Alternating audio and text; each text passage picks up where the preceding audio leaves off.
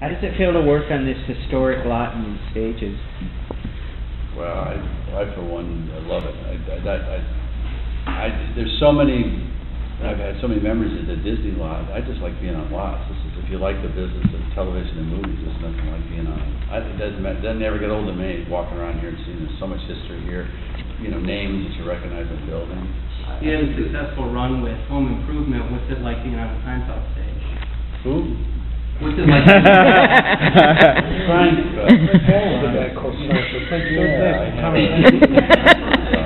think it was internet shows, one of the. Yeah, I remember that. It was a blogger show. Yeah, yeah. Quite popular in the 60s. I remember. Among the kids. Yeah, kids liked it. Kids like it. We covered up the sign with a flag. A big picture of Tim Allen. Yeah, it was about a cat. It was a cat. It was a large cat. Yeah, I remember that. Seinfeld the cat. Yeah. It was funny. I got it now. You're Seinfeld. Yeah. You had a chance to joke with Jerry about that? No, actually, because it really came to it. There literally was a grip truck parked in front of their little hair salon there too, and it was parked there for quite a while. And then they pulled away. Are you kidding me? Number one, it's funny that when you see having good memories of his show. Also, it's hard to believe. For some reason, I'm just like everybody. I thought it was filmed in New York. You know, it's funny how that this set has taken on our character now. So. Filmed in my neighborhood, uptown, 111th Street. Yeah. Doesn't it seem like that when you look at it? I've taken lots of photographs near the plaque. People say, "It's a plaque. Would you stand here?" I had nothing to do with the show. Right. You clearly have nothing to do with it. Clearly has nothing to do with it. It's a very popular plaque. Right.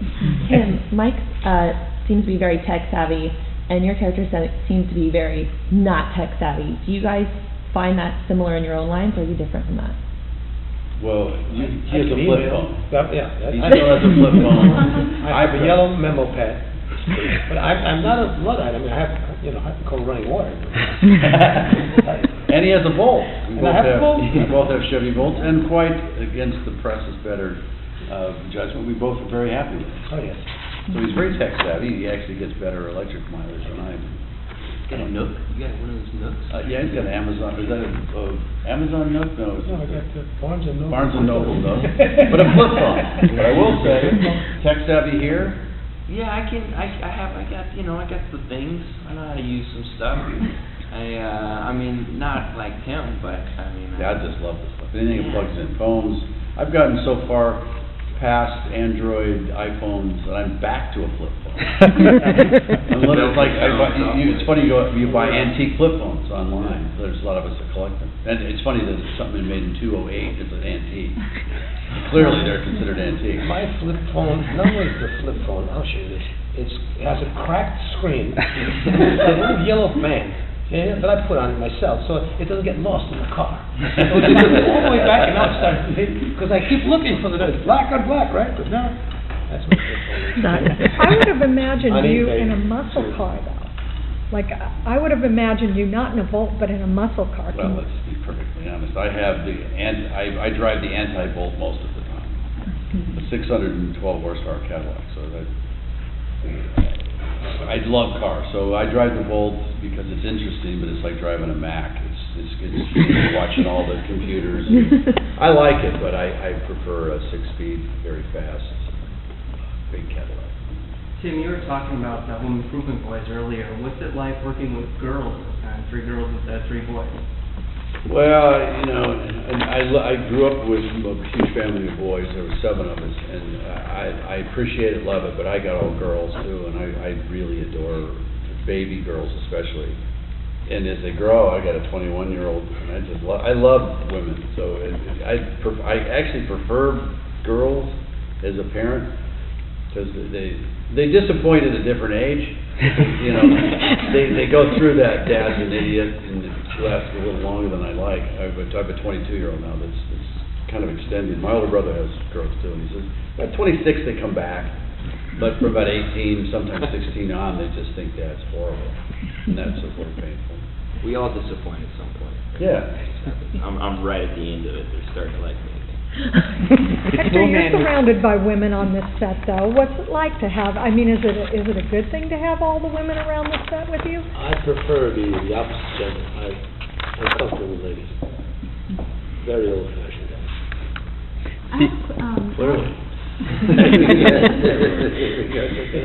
Take another shot at it. That's well, I think they're a better class of people for the most part. For the most part. yeah, I have to agree for the most part. But I have a women's staff and a lot of women here. And if you're around women long enough, you'll see that they have the cracks in their armor, just like being around boys all the time. Boys can be kind of disgusting. Can't leave us alone for any length of time because we will burn something, blow something up, or paint something. We're just obnoxious. But we attack each other once in a while. That's Yeah, it. but women attack in a different way. They're emotional terrorists. I find they go, I'll get you back. But first my nails. Yeah. The toolman was such an icon. Is being the outdoorsman just as natural for you? You know, it was funny, and it was what was my design. I love this side of construction was my first love. I loved anything, bridges. I loved that whole trade. I love the trade. This is the whole other side of that. I grew up around hunters. I love guns and bows and arrows and compasses and binoculars. I don't do any of that stuff. I just like the stuff. I shot one animal in my life and I didn't like it. I don't think if I had to skin an animal to eat it, I'd probably eat vegetables. I don't like fishing for that reason, because you yank them out of the water and then there they are. And Ask me for bread. Ask me looking for oxygen, and I'm just going to take that away from them because I don't know. I just like the stuff. I love this outdoor stuff, and I used to work at a store that we sold guns, ammo, and I'm really good at selling stuff. So I appreciate it. It literally, we've dealt with it on this show. Hunters in the Sierra Club, I believe it was that all the big game hunters tend to be really intense environmentalists. It doesn't make sense, but they are. People that hunt and use the outdoors tend to want to keep the outdoors the way they are. So it's a weird, strange dichotomy. People that hunt are the guys that really protect and vehemently. They're usually the caretakers. Right, of the environment. And ranchers too. Ranchers and outside. So you find that people that live there tend to want to keep it that way.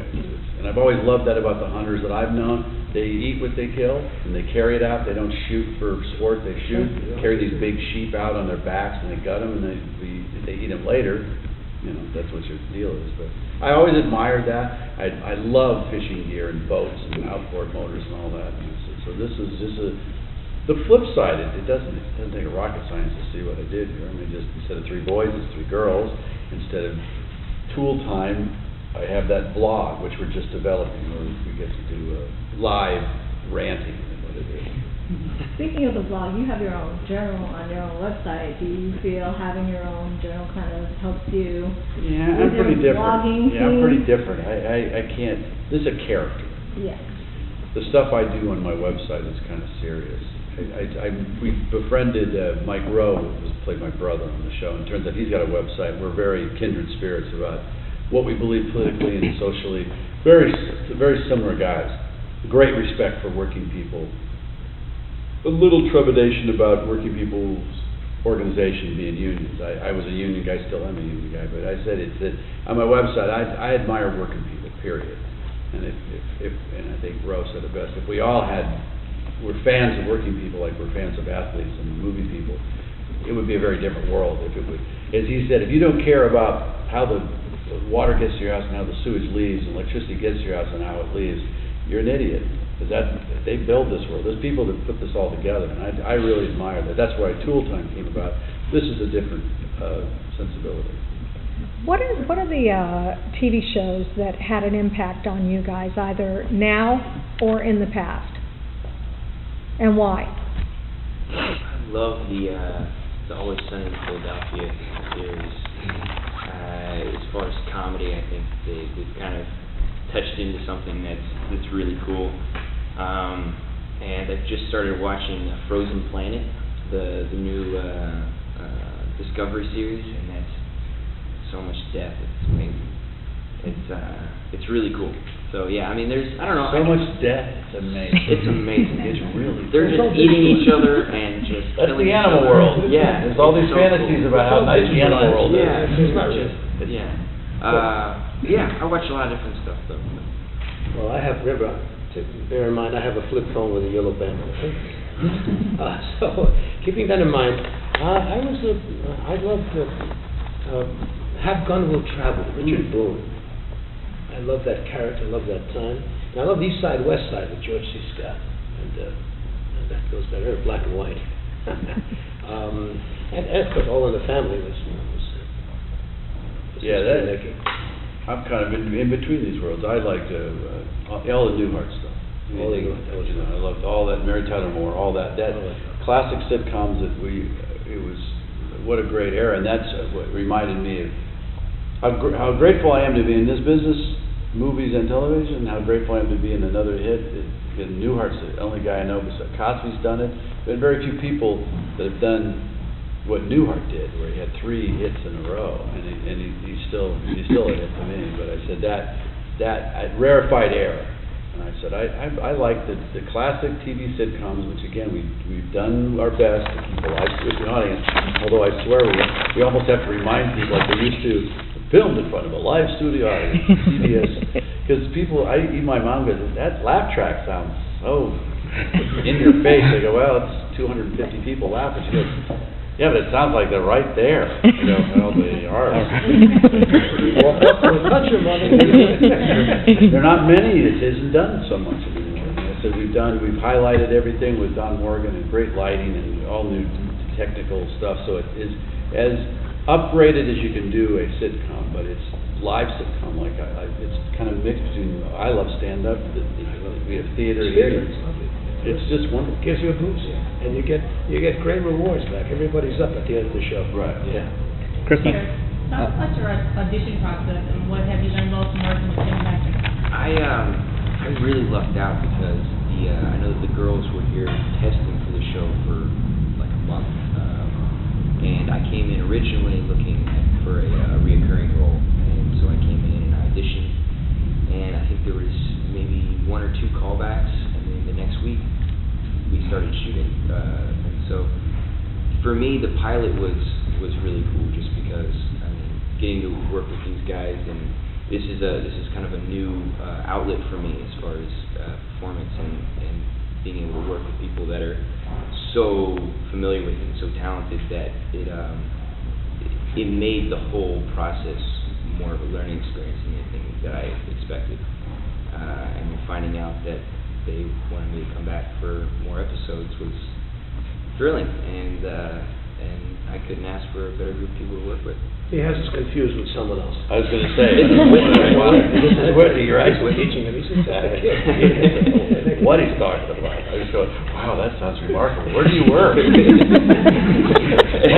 I'd like to work there. Tim, you mentioned stand-up a minute ago. Was stand-up a means to an end for you, or do you still think about it? Or? I do still do it. I'm in Venetian all year. This is the second year at the showroom at the Venetian, and I'd still pop into various clubs in Los Angeles to warm up. I don't know why I ever got away from it. I love doing it. It's the same stress as it was when I did it 30 years ago, waiting in line with other comics, but now I'm like the big cheese. I'm the guy I hate. You know, you got regular guys at comedy clubs. I show up, they go, oh, you know, Sahib's here, put him on, and then, you know, guys that wait in line. I'm exactly who I hate. When I was a young comic, who does he think he is? Well, I'm now who does he think he is? Well, what kind of pressure is that, being the big cheese? Or do you get more of a pass because you did? I get a pass. There's definitely a pass, but at the end of the 5-minute pass, if you're not funny, people are shifting in their seats and going to the bathroom. So there's the same. I get a little bit. I can go to do question and answer for 20 minutes. What's your favorite episode? You know, I can talk about Buzz Lightyear and all that stuff for any length of time, but eventually, when I first started, this was 2.5 years ago, I rebooted. I did some big concerts and fell on my face. Personally, the crowd still got a show because I did some old stuff.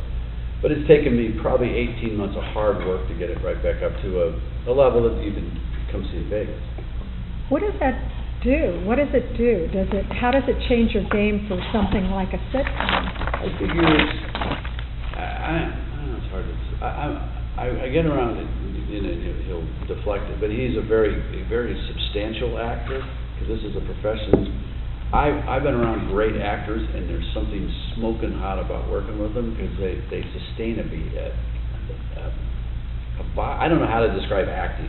From a comedy point of view, stand-up keeps me razor sharp, so I can ad-lib, that's why they hire me, is that I can add value to a scene that's a little flat, or do a facial gesture or whatever. And that's what comedy been. It's been wonderful. It's been stressful because I've got a family and I'm on the road again, and I don't want to do this anymore, or I'm on the road. I was on the road a lot when I was young, and I don't want to do that. So I do Vegas, which I really feel like I need a sequin suit.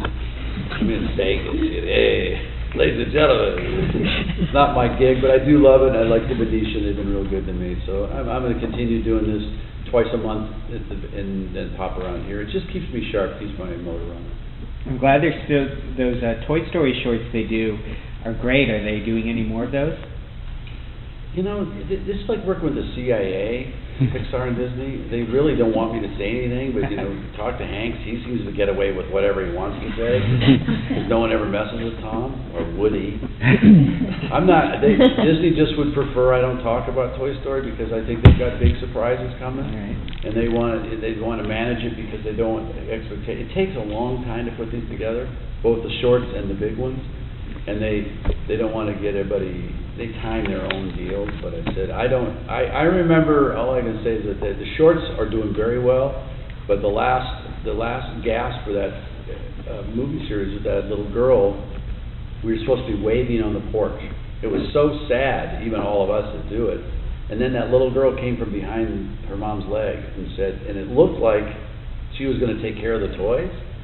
And the audience went, well, she just take care of them? And they Pixar felt it, so did Disney, all of us did. God, maybe that girl, that this wouldn't be the end of this thing. And I said, that's where it's sitting right now. Yeah. Going back to the show, I have someone on Facebook that's asking about, they want to know why the show doesn't include the kid more. It's kind of weird that he's not there as much. So. Whoa. He got a job. He's got another job. I think he's on, what's the one with Dexter? Dexter. He's actually, we share him with Dexter. He's not the mass murderer, but he plays the mass murdering infant. Yeah. Serial killer. He's actually quite in demand, so we get him when we can. It's one of those things that, you know, you all of a sudden get an episode and he is in his nap or he's upstairs, and the logistics of bringing a child on the set is incredibly difficult, because he's only got a short time frame, and his attention span is literally shorter than mine. And that's kind of what it is. They got to manage each person's story time, and Christoph has become a major player because he's good, and Hector in my story bloomed into something else, and then the older daughter, who is the mother of Boyd in the story, she's got her own story. All of a sudden, I don't know how they manage it, but Boyd's story takes on so much weight that it takes, you know, managers and people in there, and it's really logistically they want to get the show launched. We all ask the same question. Our whole joke is, is anybody watching him?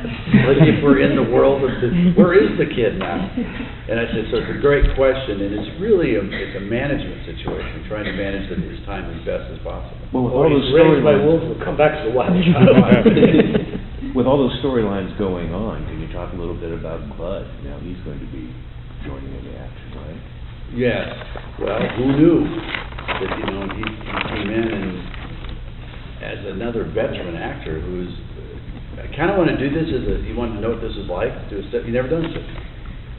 And I think he was both startled, surprised, and fatigued at the same time, because these veterans, we don't have a script until showtime, because it keeps changing. I remember one story about Ernest Borgnine came on Home Improvement, and he's like an actor. He studied his lines, and we did it on that went Monday through Friday, and then Tuesday he had a new script, and he said, "Wow, a few changes." I said, "Wait till you get to Friday." And he goes, "When do you memorize this?" I said, "Well, I kind of memorize each day, because you'll get it." And he said, "I hope they pay you a lot of money." And he said it was too much for him. He said, McHale's Navy, he was done like a film. There's the script, and then you do over and over, and you're done. And he said, "Not this." And I think my dad's character he's an actor. And when he gets into that mode, it's wonderful to be around these guys that have done that business, theater and acting, and where they sustain emotion, and they're not used to flipping around, but I think he likes it, at least he says. Oh, yeah, Well, Hector, was there a period of adjustment for you to get used to that hurry up and change thing? I've done this before. I've done a lot of sitcoms before. He was an astronaut. Jesus, this guy's done everything. He's 111. Speaking of your career, Hector, Motor instrument, right? Yeah, you went to grade school at Truman. speaking of career, Hector, is there any one actor that you would like to really work with that you've never had the chance? And any thought of bringing Rita Moreno in as like an ex-wife on the show? You had a good career with her. No thought of that. We have talked of that. That I'd like to work with? I think they're all gone. It's a long list. It's a long list of people. I'm sure we'll consider many options. Have you guys found places in Studio City outside the lot that you like to go? For strip clubs? What do you Go right away to strip clubs. Places to eat or shop. One of the bonuses about working here is that you can walk right outside. Right. I mean, there's a neighborhood there. There's nothing like this. It's terrific. This particular lot is wonderful. It's people-sized and it's accessible, so I dig it. Yeah, there's restaurants all around. I live close to here. I could actually ride a bike. This is it's the most amazing experience. Grateful. That's all I think is that I can get here in 11 minutes. And if I really pushed it, I could get that down to 9. It depends on traffic. But there's pizza, there's sushi, there's hamburgers. Right now, get your shoes fixed over here. You could in the caddy or the vault. Well, I said this is that my shop is close to here also, and this is the first time I've been able to. I've got hot rods. I can't really drive that much because they're just troublesome. I'm getting old. I like cup holders and GPS. I got to be honest. I like XM radio. I got some of these hot rods. I go, what am I going to do? Can't park them anywhere, and literally they're more dangerous than a motorcycle. Where do you put your elbows? No place. I just am getting to the point where I kind of like the comfort of the new cars. I have new cars that drive better than any. I built probably 16 hot rods, and they're all eclectic cars, and then I'm just a little whiner. I'm curious, because it's an outdoor, the idea of it being an outdoor store, what do you guys do in the out of doors? What kind of things do you get yourself involved with? Wow. Within the story, you mean? No, in real life. Personally? Yeah. Well, I love wilderness. I love being out there. I did a lot of backpacking, my goodness, in the 70s when I had a back. Remember those days? My wife and I both, so we spent a lot of time there. My first taste of that really was doing part of the Appalachian Trail and going up to Mount Katahdin in Maine before I knew better. My first experience with moose was wonderful. So I love being out there. Yeah, I'm a boater, so I like being on lakes. I have a boat in Michigan I've had for years and years, Upper Michigan. And then when I went to YMCA camp in Colorado, before I moved from Colorado when I was a boy, there's this lake, the headwater of the Colorado River.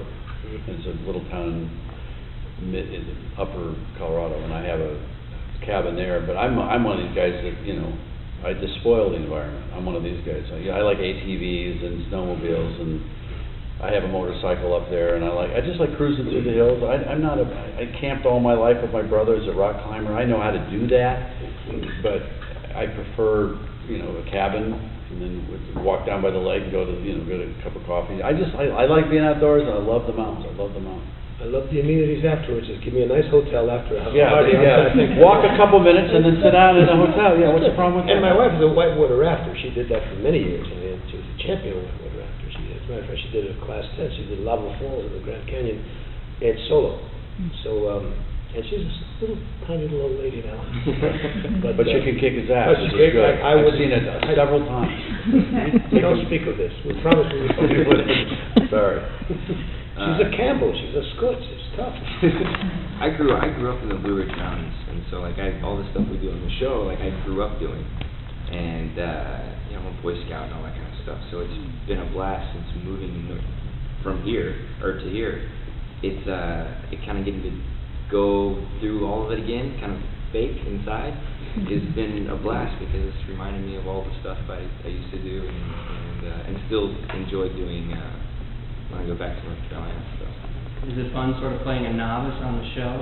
Yeah, it is. Yeah, it's really cool. I mean, the other week we had, I think the episode you all watched with the archery and all that kind of stuff. I mean, having someone had people come in and like teach us how to do stuff and scare us. It scared us, but it was I lost the arrow at one point. Shot it right at the ceiling. I didn't want to start it. We milked that moment for a week. I know. But yeah, it's a blast to kind of go back through it all again and get to do it here in Los Angeles. Time for one more question. We're so bored of this group. Christoph, what advice has Hector, working with Hector and Tim, what advice did they give you that helped you with your craft? I think more than anything, it's been the pursuit of the timing, which is something that changes with every outlet, and that's been something that's so different. Tim was talking about with the stand-up and keeping all that sharp. That's something that is kind of new for me, and I think that's been the biggest help that they've given me is help with timing and delivery.